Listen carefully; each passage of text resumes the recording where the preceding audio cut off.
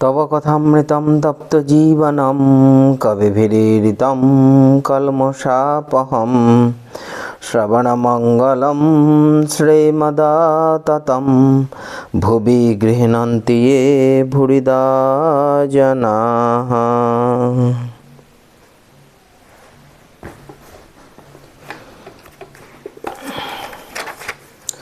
তোমার কথামৃত তাপদগ্ধ জনগণের জীবনস্বরূপ মুনিগণ কর্তৃক কীর্তিত পাপসমূহের বিনাশক, শ্রবণমাত্রই মঙ্গলপ্রদ ও সকল সম্পদের আকর।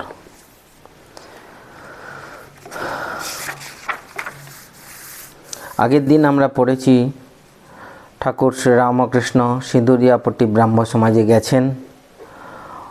ওখানে বিজয়কৃষ্ণ গোস্বামী প্রভৃতি আছেন, তাদের সঙ্গে কথোপকথন হচ্ছে।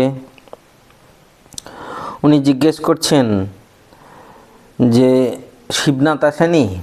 তখন একজন বলেছে যে শিবনাথ কাজ আছে, আজকে বিশেষ কাজ আছে, সেজন্য আসতে পারবে না। তখন আজকে অনেক কাজ আছে, আসতে পারবে না বলেছে। তখন ঠাকুর বলছেন শিবনাথকে দেখলে আনন্দ হয়, তাই ওর খোঁজ করছিলেন।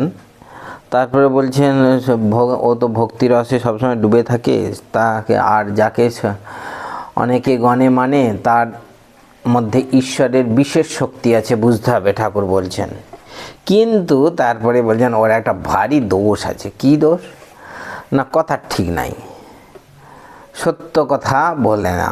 কি বলেছেন? না, ও দক্ষিণেশ্বরে যাবে বলেছিল কিন্তু আসেনি, আর খবরও পাঠায়নি। যদি যেতে পারেনি তাহলে খবর পাঠিয়ে দিতেন, তাহলে খুব ভালো।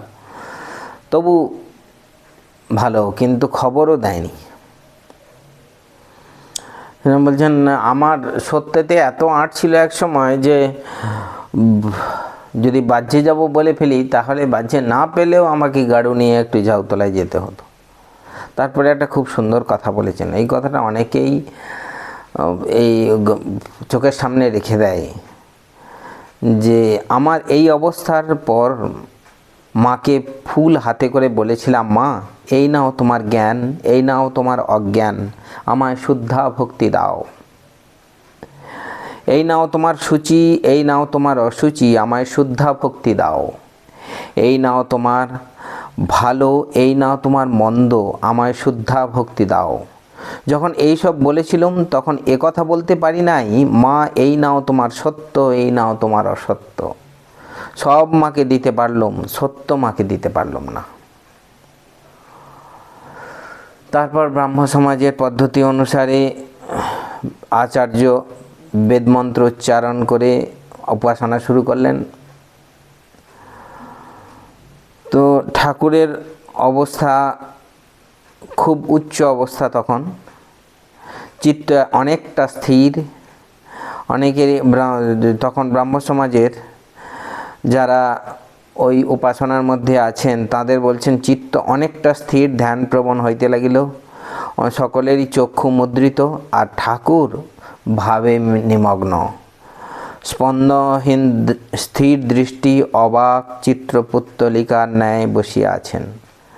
আত্মাপক্ষী কোথায় আনন্দে বিচরণ করিতেছেন, আর দেহটি মাত্র শূন্য মন্দিরে পড়িয়া আছেন। কি সুন্দর আমাদের মাস্টারমশাইয়ের ব্যাখ্যা। তারপর ব্রহ্ম ব্রহ্ম বলিয়া হঠাৎ দণ্ডায়মান হইলেন এবং খোল করতাল লইয়া কীর্তন আরম্ভ করিলেন। ব্রহ্মভক্তরা কীর্তন করছেন, আর ঠাকুরও প্রেমানন্দে মত্ত হইয়া তাহাদের সঙ্গে যোগ দিলেন ও নৃত্য করিতে লাগিলেন। সকলেই মুগ্ধ হইয়া সেই নৃত্য দেখিতেছেন। বিজয় ও অন্যান্য ভক্তেরাও তাহাকে বেড়িয়া নাচিতেছেন। অনেকে এই অদ্ভুত দৃশ্য দেখিয়া ও কীর্তনানন্দ সম্ভোগ করিয়া এককালে সংসার ভুলিয়া গেলেন। কিছুকালের জন্য হরিরস মদিরা পান করিয়া বিষয়ানন্দ ভুলিয়া গেলেন। বিষয় সুখের রস তিক্তবোধ হইতে লাগিল। কীর্তনান্তে সকলে আসন গ্রহণ করিলেন। ঠাকুর কি বলেন শুনিবার জন্য সকলে তাহাকে ঘিরিয়া বসিলেন। আজকে আমরা পড়ব 298 পৃষ্ঠা, দ্বিতীয় পরিচ্ছেদ, গৃহস্থের প্রতি উপদেশ। সমবেত ব্রাহ্মভক্তগণকে সম্বোধন করিয়া তিনি বলিতেছেন, নির্লিপ্ত হয়ে সংসার করা কঠিন। প্রতাপ বলেছিল, মহাশয়, আমাদের জনক রাজার মতো। জনক নির্লিপ্ত হয়ে সংসার করেছিলেন, আমরাও তাই করব। আমি বললুম, মনে করলেই কি জনক রাজা হওয়া যায়? জনক রাজা কত তপস্যা করে জ্ঞান লাভ করেছিলেন। হেটমুণ্ড ঊর্ধ্বপদ হয়ে অনেক বৎসর ঘোরতর তপস্যা করে তবে সংসারে ফিরে গিয়েছিলেন। তবে সংসারের কি উপায় নাই? হ্যাঁ, অবশ্য আছে। দিন কতক নির্জনে সাধন করতে হয়, তবে ভক্তি লাভ হয়, জ্ঞান লাভ হয়। তারপর গিয়ে সংসার করো, দোষ নাই। যখন নির্জনে সাধন করবে, সংসার থেকে একেবারে তফাতে যাবে। তখন যেন স্ত্রী, পুত্র, কন্যা, মাতা, পিতা, ভাই, ভগিনী, আত্মীয় কুটুম্ব কেহ কাছে না থাকে। নির্জনে সাধনের সময় ভাববে আর আমার কেউ নাই। নির্জনে সাধনের সময় ভাববে আমার কেউ নাই, ঈশ্বরই আমার সর্বস্ব। আর কেঁদে কেঁদে তাঁর কাছে জ্ঞান ভক্তির জন্য প্রার্থনা করবে। যদি বলো কতদিন সংসার ছেড়ে নির্জনে থাকবো, তা একদিন যদি এইরকম করে থাকো সেও ভালো, 3 দিন থাকলে আরও ভালো, বা 12 দিন, 1 মাস, 3 মাস, 1 বৎসর, যে যেমন পারে। জ্ঞান ভক্তি লাভ করে সংসার করলে আর বেশি ভয় নাই। হাতে তেল মেখে কাঁঠাল ভাঙলে হাতে আঠা লাগে না। চোর চোর যদি খেলো, বুড়ি ছুঁয়ে ফেললে আর ভয় নাই।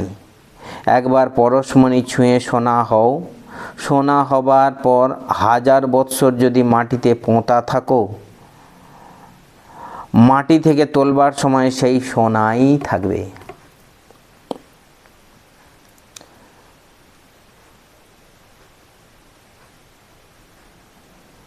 বলছেন নির্জনে কতদিন থাকতে হবে? ঠাকুর বলছেন 1 দিন হলেও ভালো, 3 দিন হলেও ভালো, 12 দিন, 1 মাস হলেও ভালো।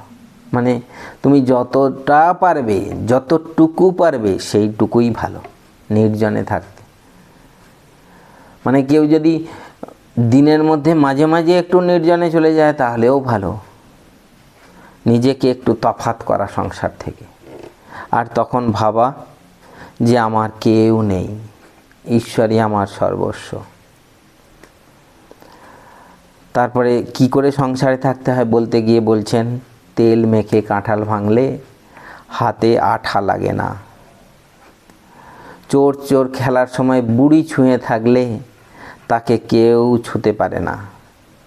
আবার বলছেন পরশমণিকে ছুঁয়ে সোনা হও, সোনা হওয়ার পর 1000 বছর মাটিতে পোঁতা থাকলেও সেই সোনাই থাকবে। আগে পরশমণিকে ছুঁয়ে সোনা হতে হবে।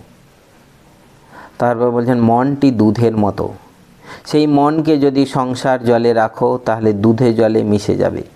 তাই দুধকে নির্জনে দই পেতে মাখন তুলতে হয়।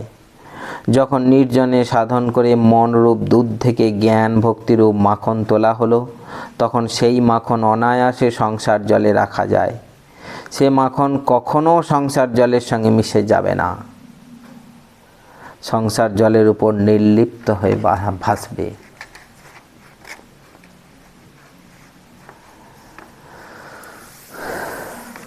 তৃতীয় পরিচ্ছেদ, শ্রীযুক্ত বিজয় গোস্বামীর নির্জনে সাধন।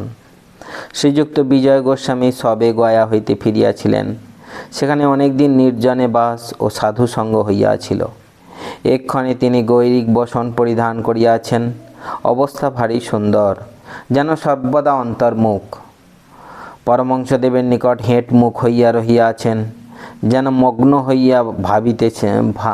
হইয়া কি ভাবিতেছেন।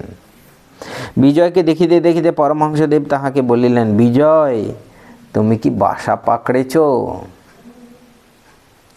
ঠাকুর তখন গল্প বলছেন, দেখো, 2 জন সাধু ভ্রমণ করতে করতে একটি শহরে এসে পড়েছিল। একজন হাঁ করে শহরের বাজার, দোকান, বাড়ি দেখছিল।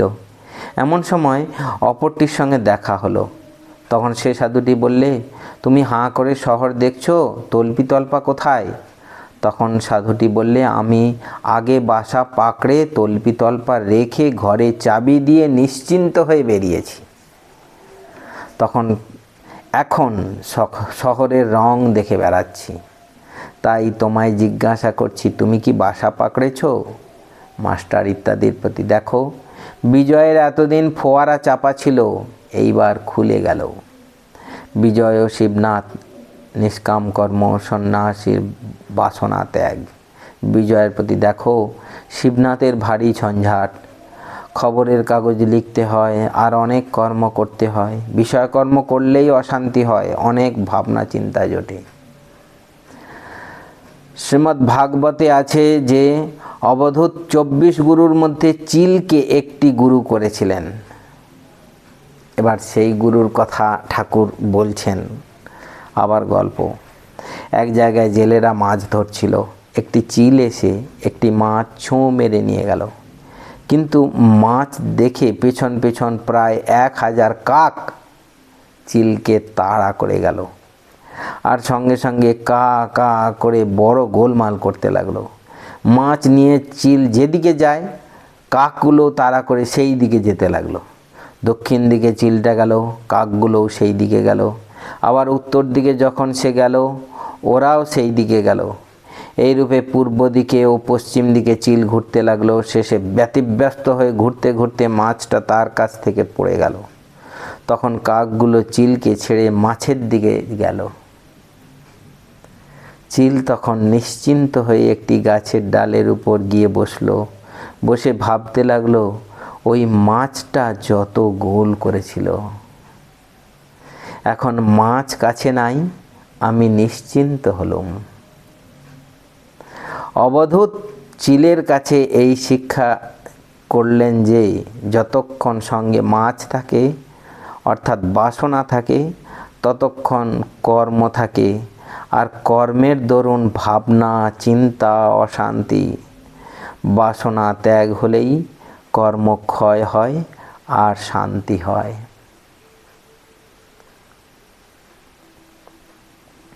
তুরীয়ানন্দজির একটা গল্প আছে।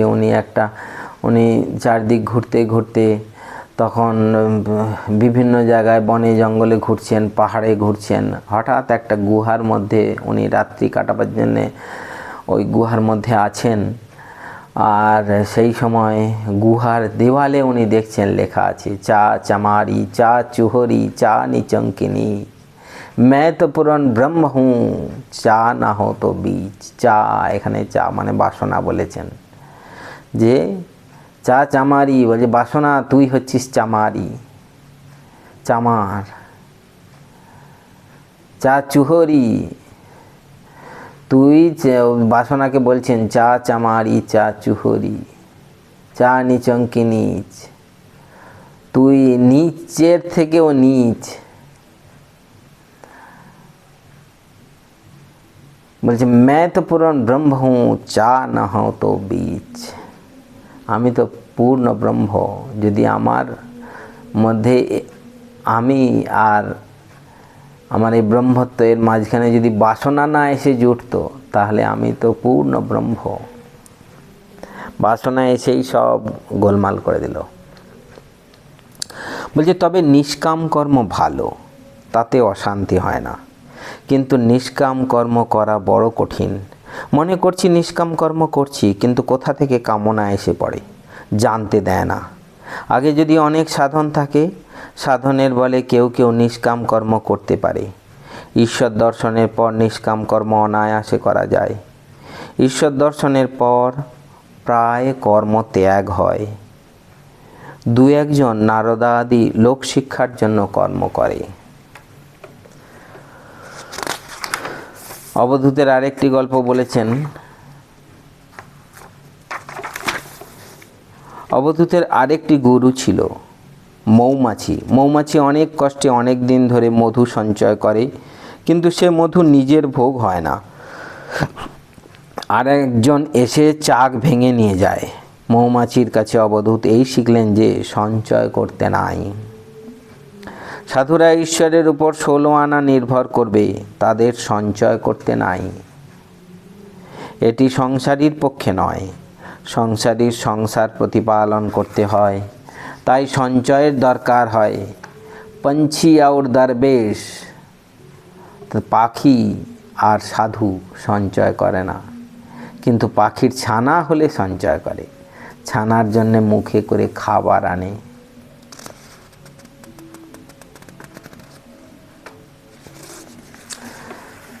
আজ এই পর্যন্ত। বিজয়কৃষ্ণ গোস্বামীর সঙ্গে ঠাকুর কথা বলে যাচ্ছেন। পরের অংশটা আমরা পরের দিন পড়ব, কিছুটা আছে। ওম নিরঞ্জনং নিত্যমনন্তরূপং ভক্তানুকম্পাধৃতবিগ্রহং वै ईशावतारं परमेशमिड्यं तं रामकृष्णं शिरसा नमामः।